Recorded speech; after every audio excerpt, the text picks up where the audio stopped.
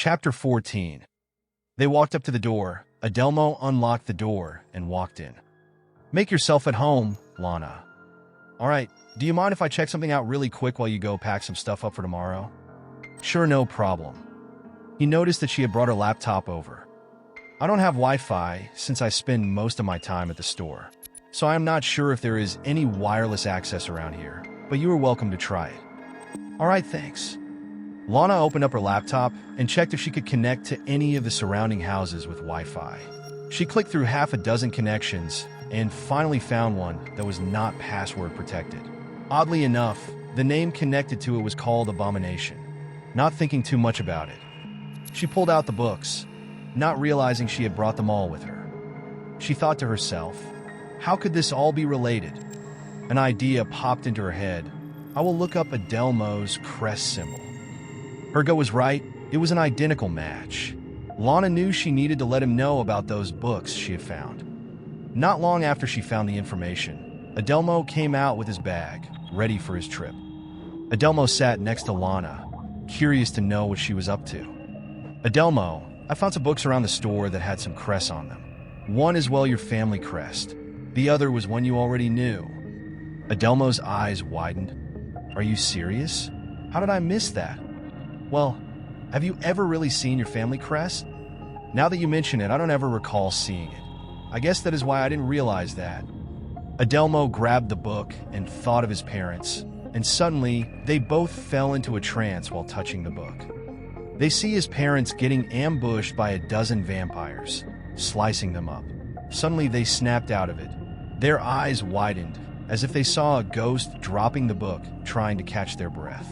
Adelmo was holding back tears, witnessing his parents being brutally murdered. Lana reached over to see if Adelmo was okay. Adelmo gained control of his emotions. "Lana, what I just saw was how my parents died." "I know, I saw it too. Are you okay? I know you don't speak much about them." "Yeah, I am okay." He then told her the story that was told to him.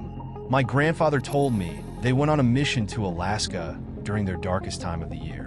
There was word that people were going missing, but didn't know where they were going. All he was told was they looked like they had been murdered by some kind of animal. My grandfather knew the truth. He just didn't know what attacked them. This vision confirmed that." Adelmo looked down in horror. Lana now knows the truth behind Adelmo and what he has gone through. He grabs the other books that Lana found in the store and falls into another trance, seeing Adelmo's grandfather die in the middle of a battle with multiple zombies attacking.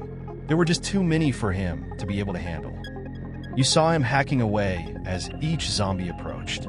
One of them managed to get past the blade swung at it, biting down on Emil's arm. You saw the error in his eyes, exposing an opening for the next one to latch onto his neck, then another one onto his other arm.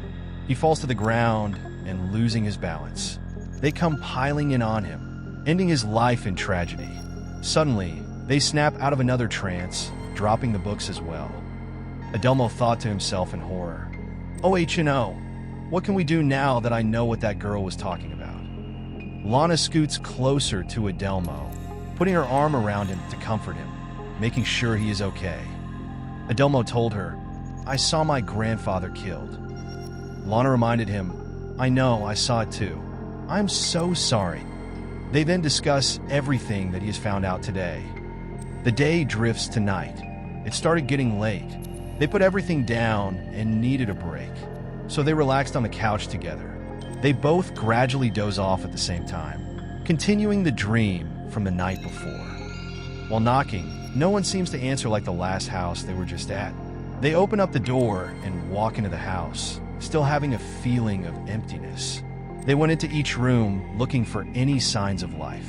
Lana saw a picture of the guy that Adelmo found. It turned out that he was actually his uncle with a woman and a daughter. Lana hollered, "Adelmo, come here, you have to see this." Adelmo rushed over and saw the picture. His mouth dropped. "This must be the girl that has been calling me, warning me about events that are about to happen." They look at each other with a sign of hope that something positive is going to happen soon. They both suddenly wake up realizing Lana was cuddled up close to Adelmo. In a daze, not knowing if they had figured out what was going on. They take a moment lying there, enjoying the feel of each other's touch.